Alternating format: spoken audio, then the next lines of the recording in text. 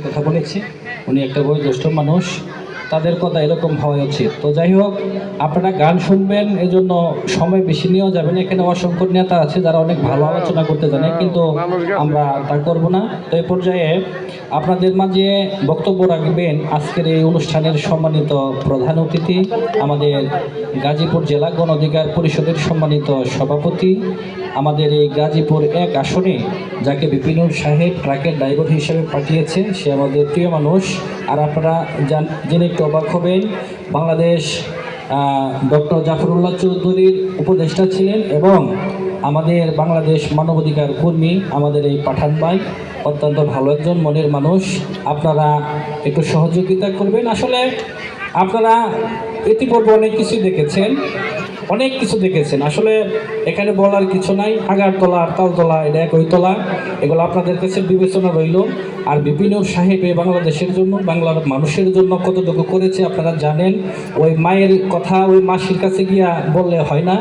তো এ পর্যায়ে আপনাদের মাঝে সংক্ষিপ্ত আলোচনা রাখবেন আজকের এই অনুষ্ঠানের সম্মানিত সভাপতি আমাদের আজহার পাঠান ভাই।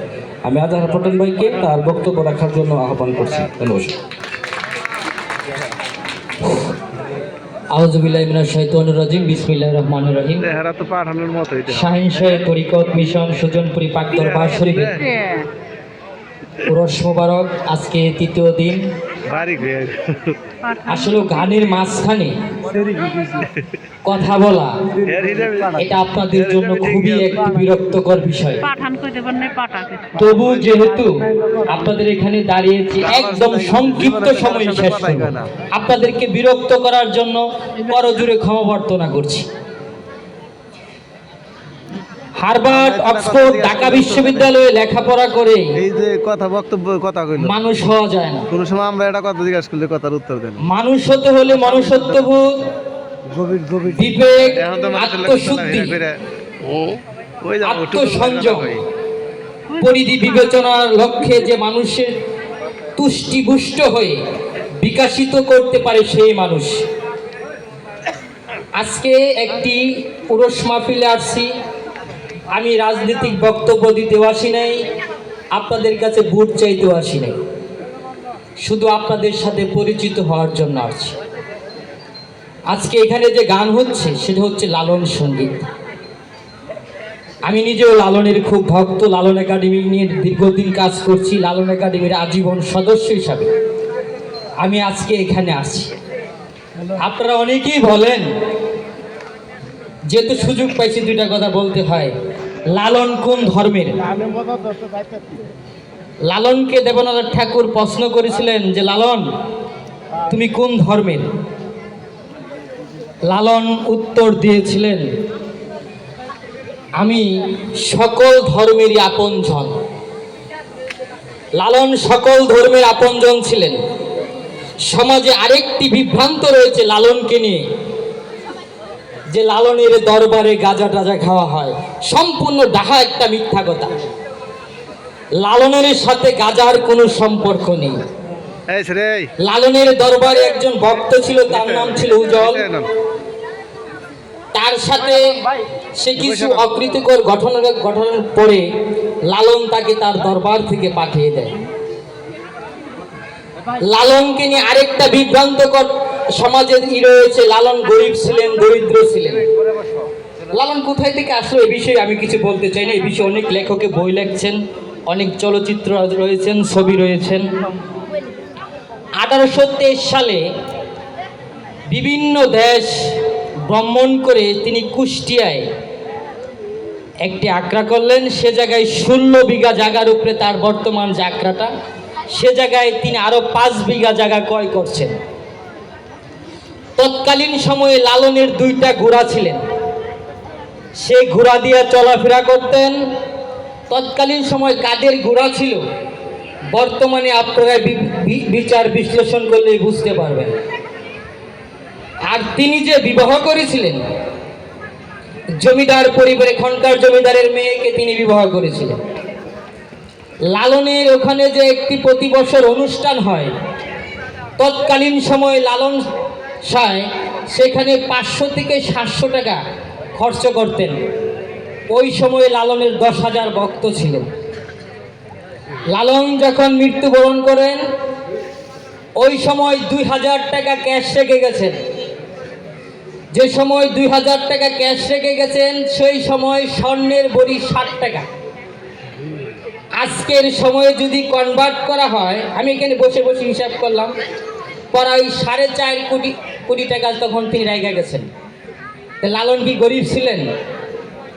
এই যে সমাজে লালনকে নিয়ে যে বিভ্রান্তি সৃষ্টি, আমরা এখান থেকে বাইর হতে চাই। আজকে যেহেতু লালন গান হচ্ছে তাই আমি বললাম লালনকে নিয়ে দুইটা কথা বলা দরকার। লালনের বিশাল বড় আমের বাগান ছিলেন। তৎকালীন সময় সে আম 1700 টাকা বিক্রি করতেন, অর্থাৎ পশ্চিমবঙ্গের তৎকালীন সময় 3500 টাকা বাজেট ছিল। তখন সে আম বাগানে 1700 টাকা আম বিক্রি করতেন। তার পানের বিশাল বর ছিল। সে পানের বর ভারতের পশ্চিমবঙ্গ, কুষ্টিয়া, যশোর, সিলেট ওইসব অঞ্চলের ব্যাপারীরা তার কাছ থেকে পান নিয়ে যাইতেন। অতএব যেহেতু লালন খান আমি একজন রাজনৈতিক কর্মী, তাহলে লালনকে নিয়ে যদি 2-4টা কথা না বলি তাহলে আমি অথবা নিখিল বিশ্বের যিনি প্রতিপালক তার কাছে আমি ধরা থেকে যাব। আইনস্টাইন বলছেন মানুষ যদি the first time the prophet হযরত মুহাম্মদ সাল্লাল্লাহু আলাইহি সাল্লাম, যারা ব্রিটিশ মিউজিয়ামে গিয়েছেন গুগলে সার্চ দিলে পাবেন, পৃথিবীতে 1000 বিখ্যাত ব্যক্তিদের তালিকা রয়েছে। সেই তালিকাটা করেছে খ্রিস্টান ধর্মের নেতারা। সেখানে প্রথম তালিকায় যে নামটা রয়েছে সেখানে লেখা the first time the prophet হযরত মুহাম্মদ সাল্লাল্লাহু আলাইহি সাল্লাম। পৃথিবীর সর্বশ্রেষ্ঠ জ্ঞানী যে ব্যক্তি তিনি হচ্ছেন হযরত মুহাম্মদ সাল্লাল্লাহু আলাইহি সাল্লাম। আর উপমহাদেশে এই তরিকতপন্থী মানুষদের তরিকা এবং এই আমাদের মৌলবাদকে বিতাড়িত করে, আধিপত্যবাদকে বিতাড়িত করে মানবতাবাদের যে বাণী ছড়িয়েছে উপমহাদেশে তিনি হচ্ছে লালন। লালন শুধু বাংলা ভাষাভাষী মানুষের জন্যই গান লেখেন নাই, লালন সমস্ত সৃষ্টি মানুষকে নিয়ে তিনি গান লিখেছেন। আধিপত্যবাদ, মৌলবাদ, হিন্দুত্ববাদ সব বিষয়ের উপরে তার উপর এইগুলো রয়ে গেছে। তাই আমি বলবো লালন ভালো মানুষের সঙ্গ নিতে বলেছেন, শুদ্ধি মানুষের সঙ্গ নিতে বলেছেন। সমাজে যারা অবতার নির্ণয় করে তাদের সঙ্গে নিতে বলেছেন। আমি একজন ক্ষুদ্র মানুষ হিসাবে আপনাদের কাছে হাজির হয়েছি। আমাকে যদি মানুষ হিসাবে ভালো লাগে, অবশ্যই আমি যে রাজনৈতিক দলটি করি আমার পূর্বের বক্তাগণ সেটা বলছেন, তাহলে আমার দলকে আপনারা পছন্দ করে আমার দলের পক্ষে ভোট দিবেন। আমি প্রথমে বলছি আপনাদের কাছে ভোট চাব না। এদিকে বিশ্বে বিশাল এক হানাহানি মারামারি চলছে। ভারতের পশ্চিমবঙ্গ বাংলা ভাষাভাষী মানুষ তাদেরকে রোহিঙ্গা আখ্যায়িত করছেন। 7 সিস্টার সেখানে দাঙ্গা লেগেছেন। খালিস্তান যারা শিখ সেনারা দীর্ঘদিন ধরে সে জায়গায় আন্দোলন করছেন স্বাধীনতার জন্য। আমরাও 17 বছর আন্দোলন করছি। অর্থাৎ উপমহাদেশে বাঙালি, শিখ ধর্মের লোকজন, হিন্দু ধর্মের লোকজন, মুসলমান ধর্মের লোকজন কেউই শান্তিতে নাই। কারণ একটাই, লালন বলেছে সকল মানুষ হওয়ার জন্য। আমরা যদি আজকে মানুষ হতাম তাহলে ধর্মে দাঙ্গা, ধর্ম নিয়ে মারামারি, হানাহানি আর হতো না। তাই পশ্চিমবঙ্গে যারা আন্দোলন করে যাচ্ছেন তাদেরকে সাধুবাদ জানাই।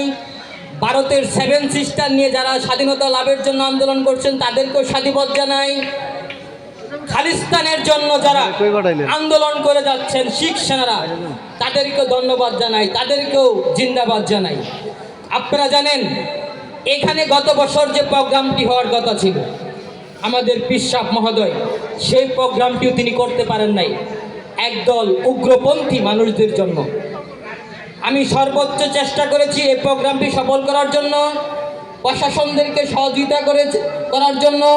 ইউনু মহোদয়, তৎকালীন ইউনু মহোদয় কাউসার সাহেব তিনি সর্বোচ্চ সহযোগিতা করেছেন আমার ফোনে। তাই আমরা বলে দিতে চাই, আমরা যেন না ভুলে যাই কে আওয়ামী লীগ, কে বিএনপি, কে জাতীয় পার্টি, কে গণ অধিকার পরিষদ, তা নয়। আমরা সবাই যেন মানুষ হিসাবে সমাজে বসবাস করতে পারি, সমাজে যেন সুশৃঙ্খলভাবে সকল শ্রেণীর মানুষ বসবাস করে এই সমাজকে ভালো কিছু দিতে পারি, এই প্রত্যাশা রাখছি। আপনাদের এই সময় নষ্ট করার জন্য আপনাদের কাছে আবার করজোড়ে ক্ষমা চেয়ে সকলের সুস্বাস্থ্য এবং সুন্দর জীবন কামনা করে আমার নেতা বিপি নুরুল হক নূরের সালাম জানিয়ে শেষ করছি। সকলকে ধন্যবাদ। আসসালামু আলাইকুম।